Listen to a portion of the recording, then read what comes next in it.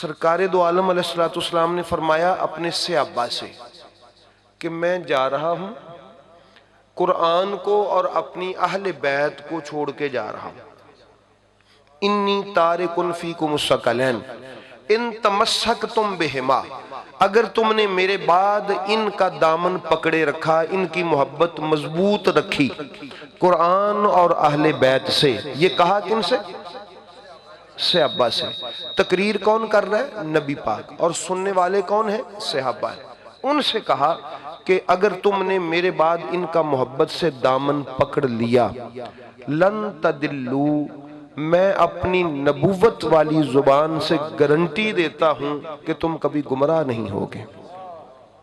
تو میں اصل میں یہ جو اہل بیت کا اکثر ذکر کرتا ہوں نا، وہ کو اللہ معاف کرے صحابہ کی دشمنی میں نہیں، صحابہ کا بتایا ہوا کرتا ہوں، کیونکہ میں تو اہل سنت ہوں، صحابہ کرام کا ماننے والا ہوں، تو صحابہ کا بتایا ہوا پیغام میں امت تک پہنچاتا ہوں کہ صحابہ نے بتایا کہ ہمیں ہمارے نبی نے کہا کہ اگر گمراہی سے بچنا چاہتے ہو تو علی کا دامن تھامو، علی کے بچوں کے ساتھ منسوب ہو جاؤ۔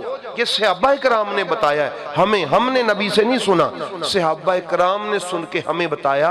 وہ صحابہ کو ماننے والوں، صحابہ خود آپ کو اور مجھے اس دروازے کی طرف لگانا چاہتے ہیں کہ اللہ نے کہ نبی نے فرمایا ہے کہ اگر تم ان سے جڑ گئے لن تدلو، میں نبوت والی زبان سے کہتا ہوں کبھی گمراہ نہیں ہوگے۔ اب میرا تو دل کرتا ہے کہ کوئی بھی گمراہ نہ ہو،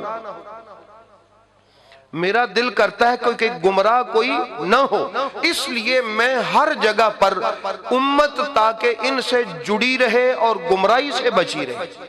اصل میں نیک نیتی ہے، اور اس کو کوئی فتنہ کہہ دے، کوئی کچھ کہہ دے، کوئی کچھ کہہ دے، وہ اس کا اپنا خیال ہے، لیکن میری نیت ہر جگہ پہ، اس لیے میں اہل بیت اطہار کی عظمتوں کا ذکر کرتا رہتا ہوں کہ امت نبی کے حکم کے مطابق، صحابہ کی تعلیم کے مطابق ان سے جڑی رہے اور میرے نبی کے فرمان کے مطابق گمراہی سے بچ جائے، اور جو گمراہی سے بچ گیا وہ نجات پا گیا۔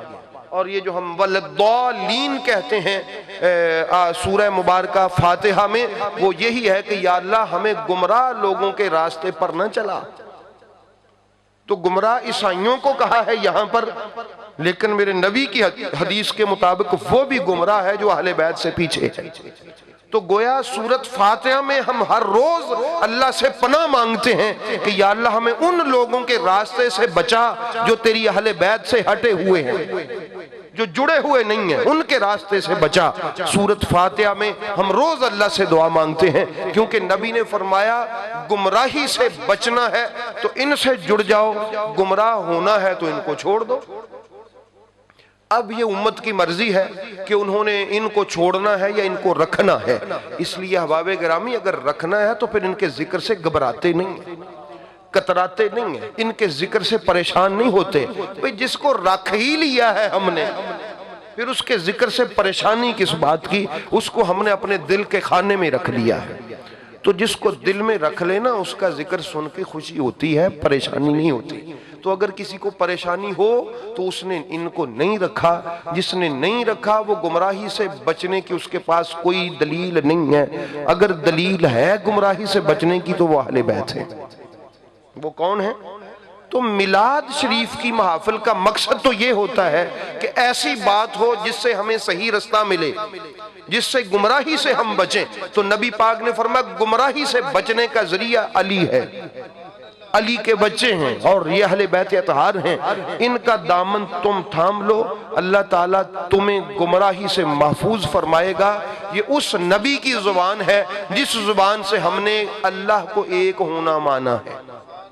تو دعا ہے کہ اللہ پاک ہماری آج کی اس بزم کو قبول فرمائے۔